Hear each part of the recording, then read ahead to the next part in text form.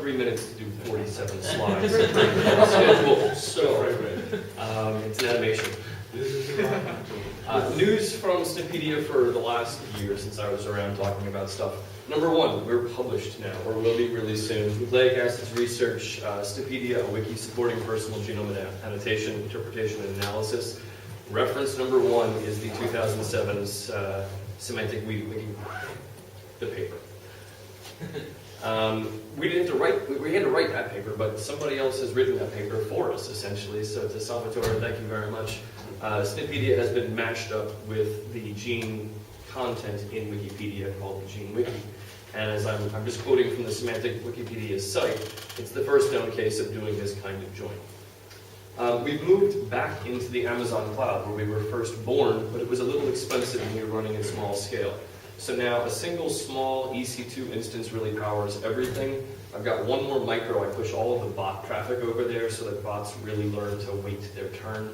There's an RDS, like a MySQL database, S3 for storage, all the other resources, and combined it costs $150 per month. And we heard a little bit about caching. At the very first Semantic Media Wiki conference is where I first learned about using Squid. That worked very well for a while, but Varnish is really slick. Besides the performance benefits of caching, I'm now using it to kick certain IP addresses away. And it gives me a couple other kinds of control in that sense, which is quite nice. And then a single Python script using Fabric can rebuild absolutely everything from a vanilla-flavored Linux system using fresh SVN, Git, Yum, etc. It takes about 10 minutes to build. We were one of perhaps the most pushy about saying how much we wanted to see the ability to do asks from behind the API. So much of SNPedia is really based on bots, and the bot interface, if it can do these kinds of queries instead, is really coming out ahead. Now, we're still running a very, very, very early version of the Ask interface, but if you want to play with one just a little bit, we really do have an endpoint running. But there's current limitations in a million ways, and we'll be converting to whatever's on trunk quite shortly, I expect.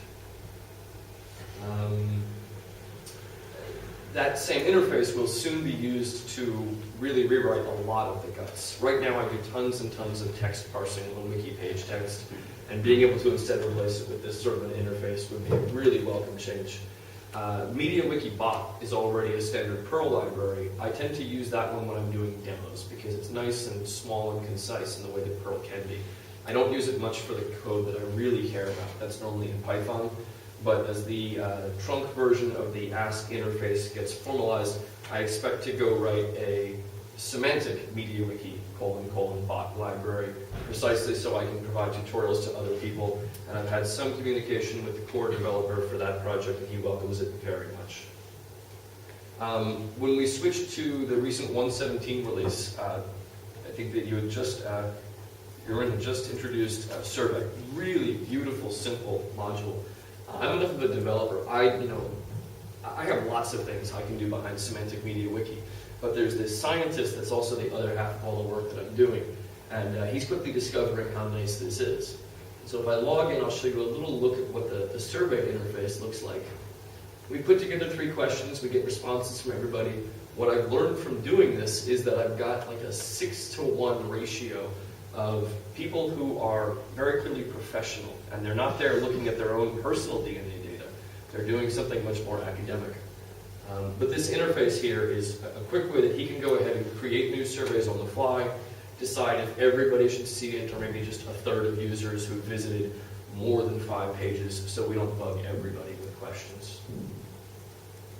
Very happy with the extension survey.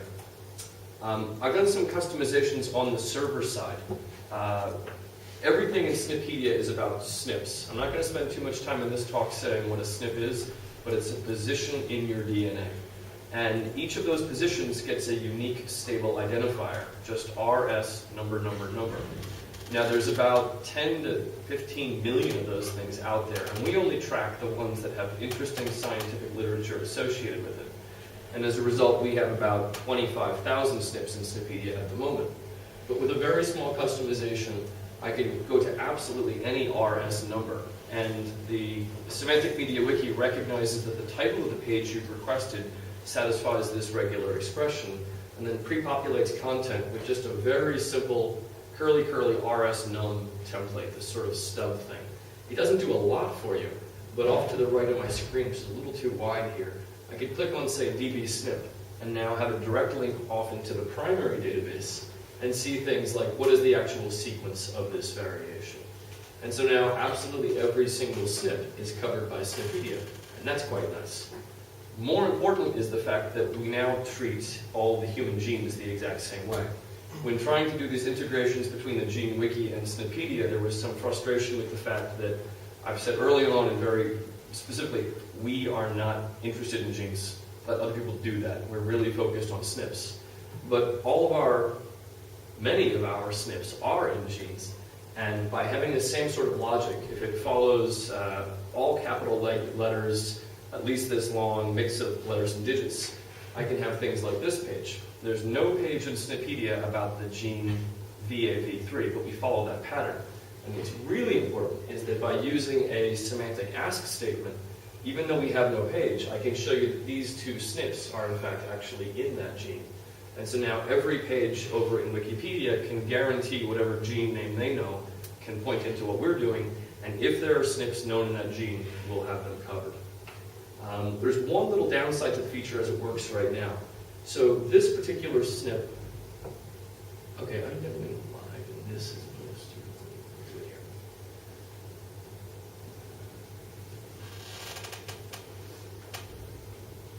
This particular SNP does at least exist. It has a gene, it knows that the gene it belongs to is VAV3, but that page doesn't exist yet.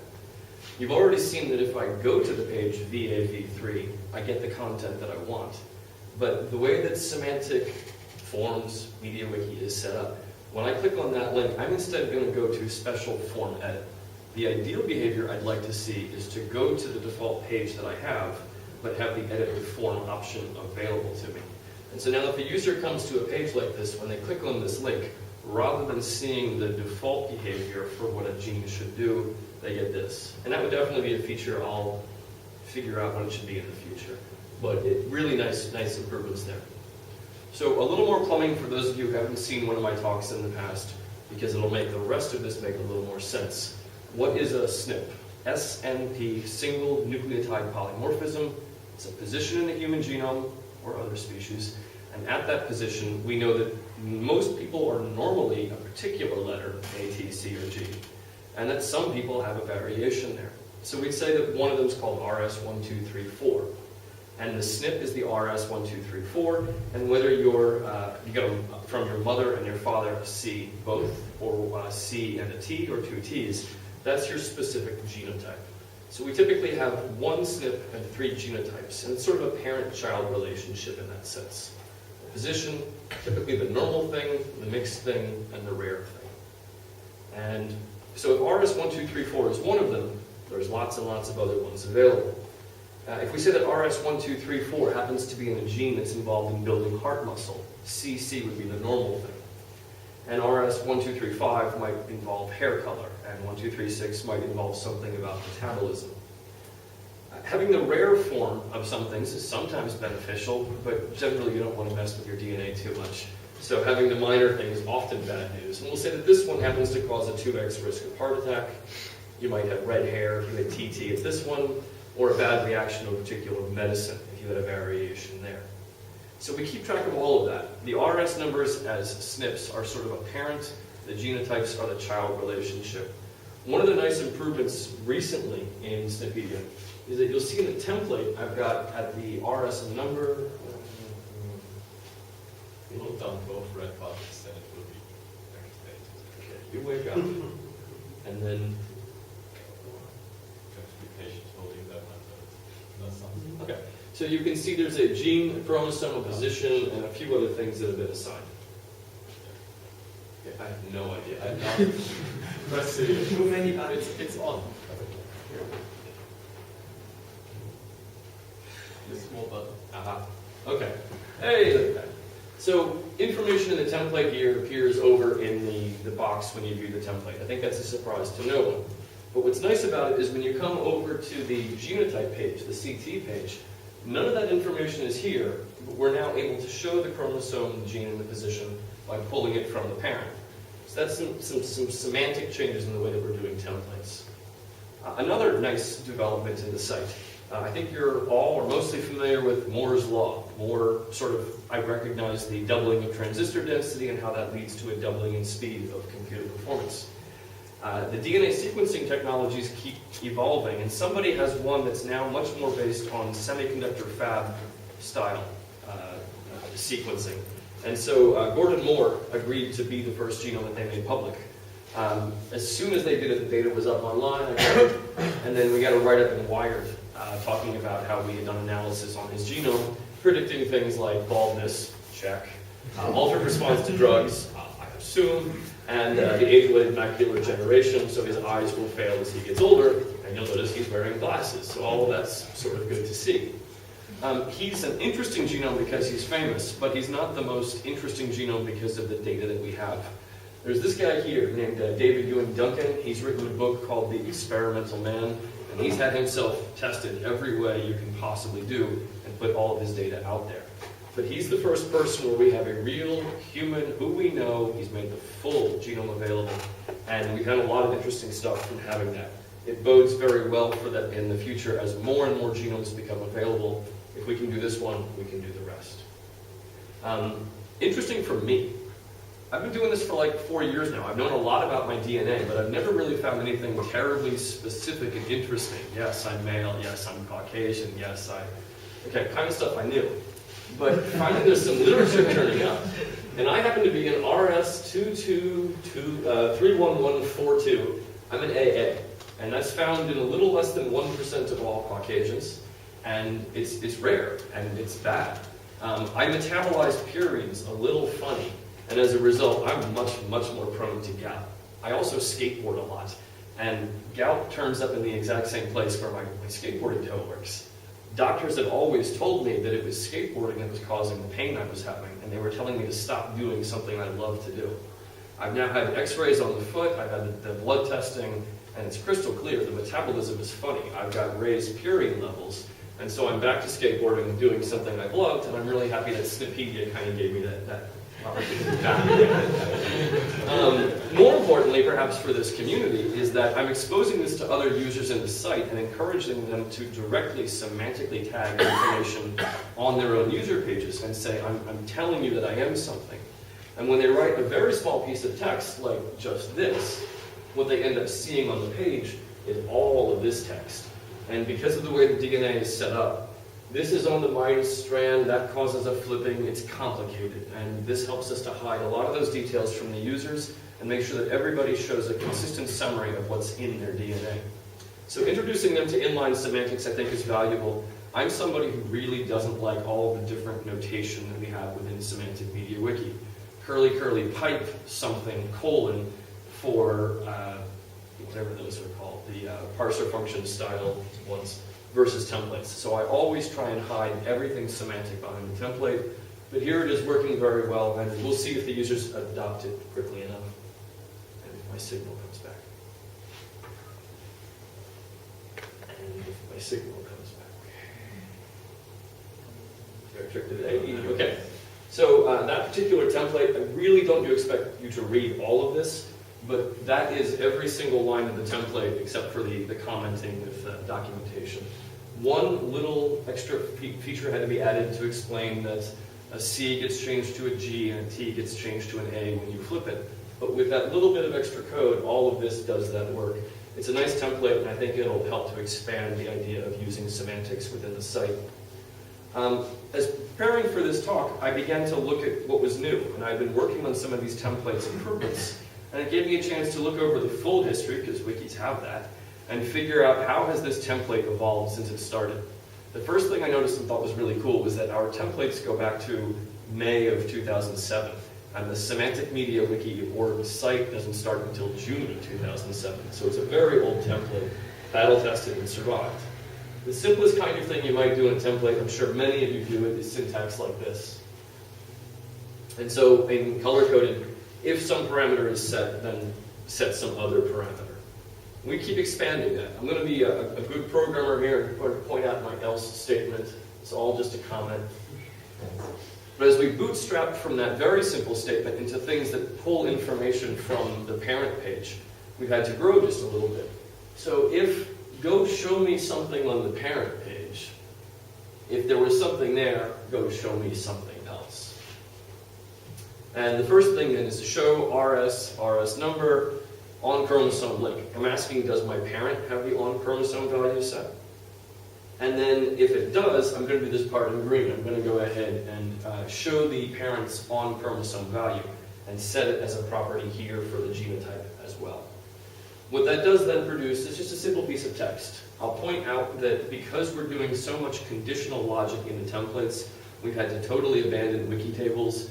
If anybody's still using curly pipe syntax, it gets to be a dead end once you get to a certain level of complexity with the work that you're doing. And so sticking with raw HTML seems to work better for us. But whereas on chromosome, you can really only be one chromosome.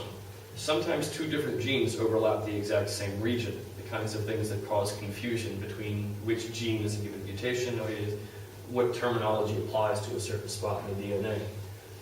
We have some rare cases where a particular SNP is in two different genes, and I want that behavior. But the template that you see above instead produces this with the comma in between, and joins and everything else you expect don't work because of it. So here's a multi-valued equivalent, and the nice thing is that it got smaller while we were doing this. Such a rare treat. All of this complexity comes down, more or less, to this one. By replacing the array map for the rest of this logic, you get the behavior that you want. So the key difference, I guess, is that on chromosome here is outside, wrapping around the show statement. Whereas in this one, the wrapping and the property are all set inside the array map. And as a result, you get the behavior. So we ask, does my parent have the property in gene set? And then can go ahead and do the formatting if it exists. So little bits of orange here. Opening and closing the HTML tables get turned on. And then I can show the parent's in-gene value and again set it as mine. So having then evolved, there was one little thing that still sort of bugged me about it. If there was no gene at all, which is often also true, there was still an empty gene box sort of sitting there. I wanted to get rid of it for consistent behavior. And so at this point, this is really what a lot of our templates are doing, or what they're evolving towards.